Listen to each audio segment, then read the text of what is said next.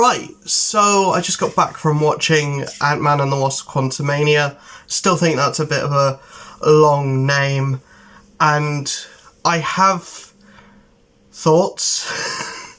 I'm going to start off with, I will get into spoilers in this video. I thought I'll get that out of the way as soon as I can. I am going to go into some spoilers with this. There's less to spoil than I thought there would be, because the things that I thought would be big to talk about aren't as big to talk about, but there are things that I want to go into, and I'm going to start off with the stuff that I did like. First off, I think the characterization of Scott Lang is good throughout all three movies. It is consistent throughout all three movies, and seeing a movie where he gets to actually interact with his daughter for most of it is interesting. It's something that we haven't really seen before, with him interacting with his daughter as an adult, and aged up. The Cassie herself is fine. I think she did a okay job with what she had to do. She doesn't have a massive role in the movie by the end. She definitely wasn't like as big a part of the movie as I thought she would be. And the Wasp, the movie's called Ant-Man and the Wasp. It might as well just have been called Ant-Man 3 or Ant-Man Quantamania. Hope has nothing really to do in this movie, and that's kind of the most the worst thing about it is it's called Ant-Man and the Wasp. Yeah, the only person that actually does anything is Scott. You know. But Paul Rudd is charming, he's charismatic. He carries the movie, and he carries like the weight of, you know, being the charming, you know, heart of the movie and the heart of the Ant-Man character and franchise. And I think he does a really good job as Scott Lang, and, you know, it just kind of works. He's the only actor that I could see pulling off Ant-Man, pulling off the character that Ant-Man is meant to be, just kind of a lovable schmuck. Kang, I want to talk about Kang as well. Every scene that Kang's in is a 10. But Kang isn't in much of the movie. He's only really a thing in like the latter half. He's like introduced right at the middle of the movie, and then throughout the middle of the movie to the end of the movie, I think every scene with Kang is the best scene in the movie. Kang has the best lines in the movie. Jonathan Majors is 100% out of just acting talent. I think he's probably the best actor in this movie, which may be a controversial thing to say, but I think he's kind of, as far as being a scary, threatening presence and like a foreboding threat and being a good villain, I think Kang is like one of the best in the MCU so far. And it seems to be a trend with like this, God of War Ragnarok, God of War Love and not God of War, Thor Love and Thunder, and in some ways Shang-Chi as well, where the villain is almost, is like the best part of the movie, and the rest of the movie just kind of, exists around it, and the movie is there for the villain to shine, and then everything else is just kind of falls apart. And this felt the most like that, and it's so weird seeing how right they got Kang, and in getting MODOK right, they kind of destroyed the whole film in a way, because MODOK's in this movie, and I want to talk about him later, because I'm talking about positives now, and the positive is, and the biggest positive, the biggest thing that I can throw this movie is Kang is incredible. As a villain, as like moving on to setting up where the Marvel Universe is going with like this and Loki season 2. There is a after credit scene if you wait right to the end, which I'm pretty sure is just going to be a clip from an episode of Loki season 2. Both of the after credit scenes are just Kang is going to be a bigger threat than he was in this movie, and there's more Kangs, and Ramatut, Silver Centurion, other Kangs exist and are Immortus, so the Kang Dynasty is going to be a huge movie, and it kind of needs to be a bit better than this was, because as good as Kang is, I wish that he was in a better movie that was like written better, directed better, had better fight scenes. The CG was a little bit better. The movie looks beautiful for the most part. For 85% of this movie looks really good, looks visually stunning. But some parts, one specific character, doesn't look good at all, and it looks like where they needed to put more money, they skimped out, and where they didn't need to put as much money, they put in more than they should have. I like things about this movie. I like Kang mainly, more than anything, really. I like that Janet has more to do, and that she's directly linked to Kang, and that kind of relationship that she has with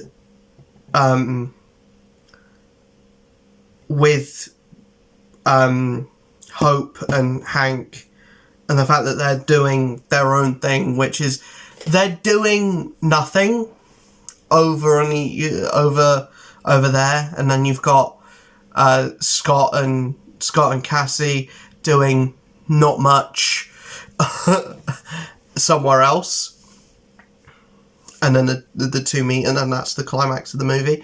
And the climax of the movie is bonkers. Almost. It's like the climax of Aquaman. The climax of the Aquaman movie, where you've got like the 5 different armies all coming in, and it's mad. It's actually bonkers. I think there's more going on at the end of this, and it doesn't. My biggest issue with this movie is that it doesn't feel like Ant-Man 3. It doesn't feel like an Ant-Man movie. It doesn't have the same tone. It tries to have the same tone by making it feel, by having characters make jokes all the time, and by having, like, this, and by, like, MODOK. But to have, like, almost to be the tone of the other two Ant-Man movies, it would have been better if, you know, MODOK was the main villain. What they do with MODOK is stupid and silly, and the whole idea of that character being in this movie is ridiculous, you know, compared to, you know, Kang being so good. But I wasn't invested in the world that was the Quantum Realm. I didn't care about any of the new characters that were introduced. I don't think any of them were necessarily as compelling as any of the side characters that are in the other movies. Like, I would have liked to see Ghost come back. I would have liked to see, you know, Goliath do something. I would have liked to see him be in this movie. I would have liked to see the other ones of Scott's friends. I would have liked to see David Dastmalchian back. He was in the movie, but he wasn't playing the character that he played in the other movies. It just didn't feel like Ant-Man 3. It didn't feel like it was part of the Ant-Man world. It was just a below-average sci-fi movie with Ant-Man characters in it. And it didn't feel great. And, like,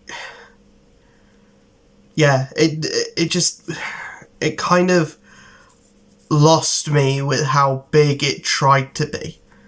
And I think it tried to be too big for an Ant-Man movie. Ironically, it tried to go too big than, you know, it tried to be too epic for what Ant-Man is supposed to be. In my opinion, anyway. For what I think were the best things that Ant-Man did in the MCU so far up to this point, I think this goes too far in the direction of, let's make Ant-Man more like Thor. Let's make these movies more like the Black Panther movies. Let's have, like, your big, like, armies coming to war thing at the end of this movie. And it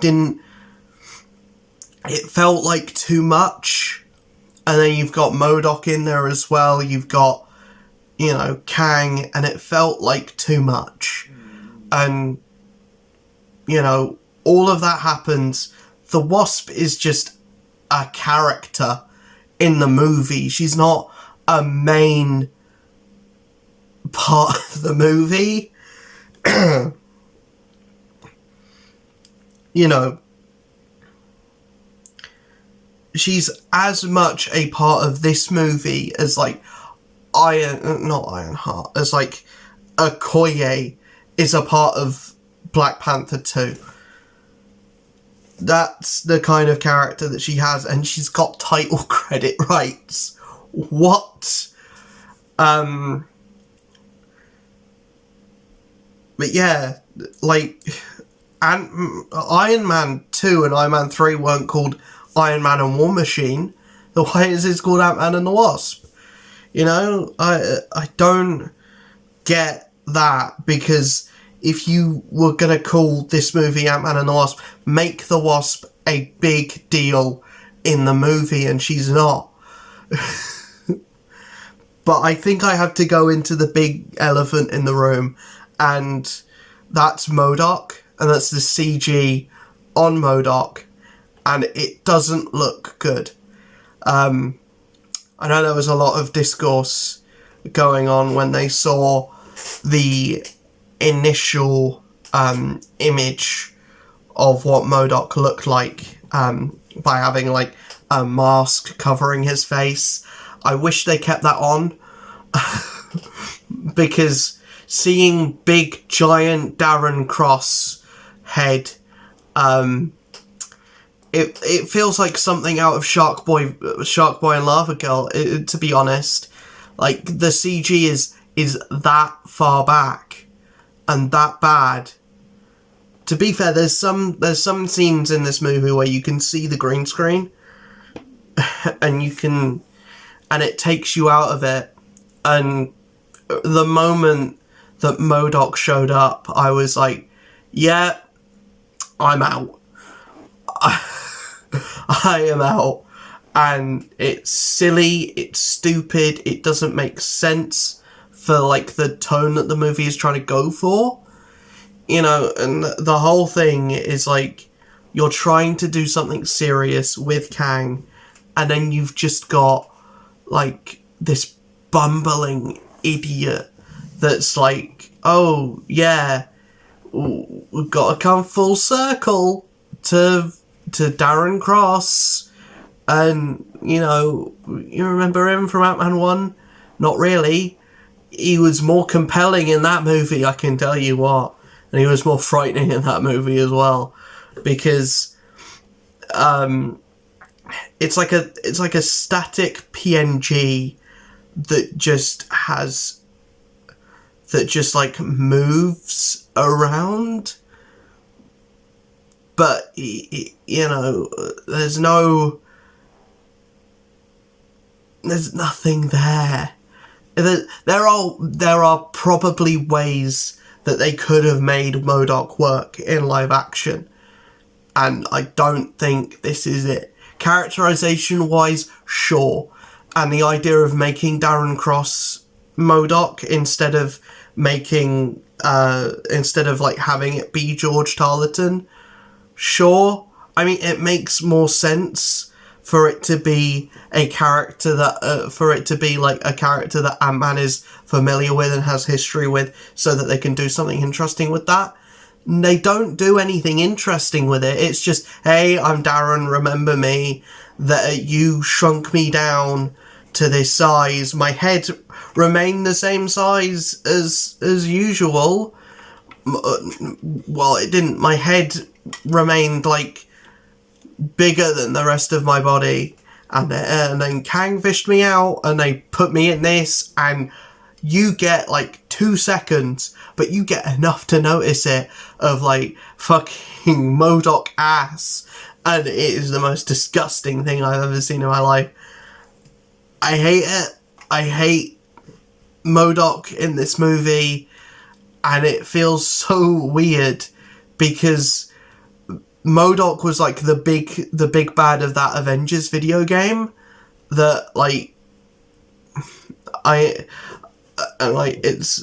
it was the main game that I played on my channel for the last 2 years, and now I just refer to it as that Avengers game, but he was the main villain of that game, and it's like, that game made MODOK feel scary, and made MODOK a big threat. And then this movie just makes him a bumbling idiot, and I kind of love it, but also, like, there would be a way to make MODOK cool in a movie, and this is not it. I know what you wanted to go for, and having him, like, switch at the end and be like, no, I'm not the asshole, you're the asshole, and it's like, that kind of comes out of nowhere. Like, sure, yeah, we see Kang is a dick to Darren, but we don't really get a reason for Darren to help Ant-Man in any way, but he just kind of does, and it's weird, and it doesn't make sense. But the whole movie is weird and doesn't make sense. And I went into this thinking, okay, cool. There, you know, other movie reviewers and stuff and YouTubers that I watch have said that this movie's not the best thing in the world. And I went into this thinking, oh yeah, I thought that, people didn't like Thor Love and Thunder, but I thought it was alright. So going into this, I was like, yeah, I'll probably enjoy it because I got something from Thor Love and Thunder, but other people didn't. I don't know what I got from this. Outside of Kang, I think everything else in this movie falls apart, and I just wish that Kang was in a better movie. And I hope that Loki season 2 is good, because getting to see more of Jonathan Majors is great, and getting to see more of that character fleshed out is great. And I also think, even though Kang was the best part of this movie, I don't think you should have done Kang as the main villain of a movie before doing him in the Kang Dynasty, or before the Kang Dynasty comes out. I know that the whole thing with Kang is like the variants and everything, but imagine if Thanos was in Guardians 2 and was beaten in Guardians 2, or if Thanos was in the first Guardians movie and was beaten in the first Guardians movie by the Guardians on their own. It's going to feel less special, and it's going to be less scary when, this guy that was beaten by the Guardians on their own is going to fight every character in the Marvel Universe. He's going to get ass wiped. He's going to get, bludgeoned. It's not going to be a fight. It's going to be a massacre of Thanos. So the whole idea of like Kang being, even if he is like scary and he is, terrifying, and that this version of Kang isn't the version that's going to be in Kang Dynasty, and how bad he was, the others are going to be even worse. Even seeing that, you're still going to be like, yeah, but he was beaten by Ant-Man. He was beaten by Ant-Man, the guy who talks to ants. And, as much as there was that big climax fight, he was beaten by Ant-Man. And, like, you got the other ones. Yeah, I get he was powerful, but he was beaten by Ant-Man. I get these other ones are more powerful, but they're going up against Thor. Thor is certainly more powerful than Ant-Man. What? It's that kind of thing of the more you show a character that you're meant to be scared of, the less threatening they become. And I had the same problem with Obi-Wan when they had the mid-season or the episode 3 fight with Darth Vader. And yes, Obi-Wan loses that fight, but still having Vader show up and be that present through one, for like the whole of one episode, it makes it less special when he shows up later. And I think that's the same thing that they're doing with Kang. Having Kang show up so much, I get that you want to show that he's like everywhere and he's like invading the universe. And that's what you should have been doing with the Skrulls. Instead, the Skrulls are getting a fucking TV series next month or this month. And it feels like you're trying too hard to show how bad and dangerous Kang is, and to try and be like, yeah, he's worse than Thanos. You remember Thanos? You remember how bad he was? This guy's worse. Trying to show that, by showing it so much, you're doing the opposite. You're making Kang look... you're making Kang feel less special because there are hundreds of it. and because he gets beaten by Ant-Man in this movie, you know, it makes it feel less special. So overall, Ant-Man and the Wasp: Quantamania is a bit of a mess. I can't say that I hate the movie, but I can't say that I like it either. It's one of those ones where it's like, yes, watch it. It's important for the ongoing narrative of the MCU, right? And it is like the movie that's like setting the tone and setting like Kang is a threat. Kang is a big threat, right?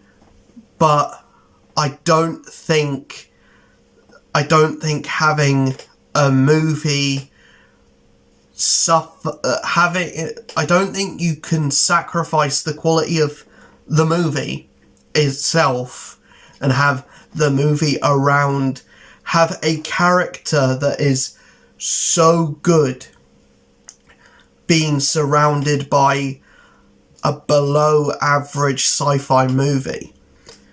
I don't think that's smart, and I don't think even having the best gold standard villain in the MCU, I don't think doing that even really lifts the movie outside of being just a bit bleh.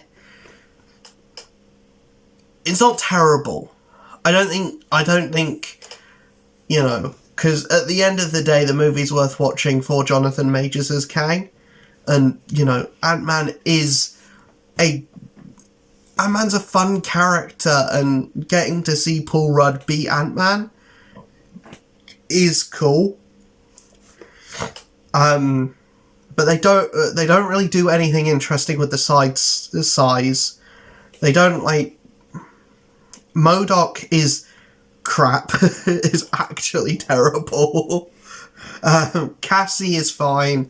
Janet is not Janet. Hope is wasted, and Hank and Janet are just kind of there.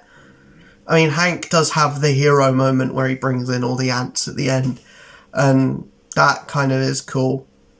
But you know, one cool scene, like a cool villain outside of, you know, just bleh sci-fi shit, and like jokes that aren't really jokes, and a character that's like jelly and talks about how he wants holes, and like, what am I even watching? Am I supposed to be taking this seriously? Like, 1 minute you have Kang brooding and being an interesting character, and then you've got like Hank Pym walking past someone saying, shit, he looks like a broccoli. You know, it's just this weird like tonal shift of having like really good villains and having like really dark things happen in your movie, and like just having like a man who looks like broccoli show up is really weird. And it's the same problem that people had with Thor: Love and Thunder. I don't think it's a problem that's going to go away just because people want darker movies. Do I want a darker MCU movie? Maybe. You know, I want the Kang Dynasty movie to feel like, holy shit, this is important, and holy shit, this is a moment. But I don't want it to be depressing either. I just want, when you do a joke, A, space it out, don't have 300 jokes in 1 minute. B, you know, have one funny character in your movie that is actually funny, and funny when he or she or they need to be funny, you know, or have the tone feel serious. Like, the Batman did this perfectly, where, like, the tone of the movie is very dark and depressing, but the Penguin is funny around that and his humour works with the rest of the world that has been created.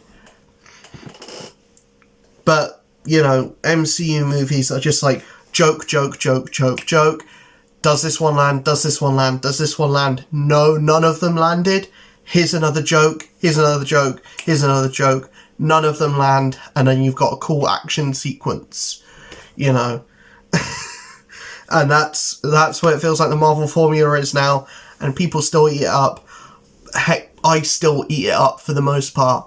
But it's just here, I kind of saw that, yeah, you hit me with 300 jokes and I laughed at none of them. Stop trying. Anyways, I will see you guys in the next video. Hopefully you enjoyed this one. Let me know in the comments below what you thought of Ant-Man and the Wasp: Quantumania.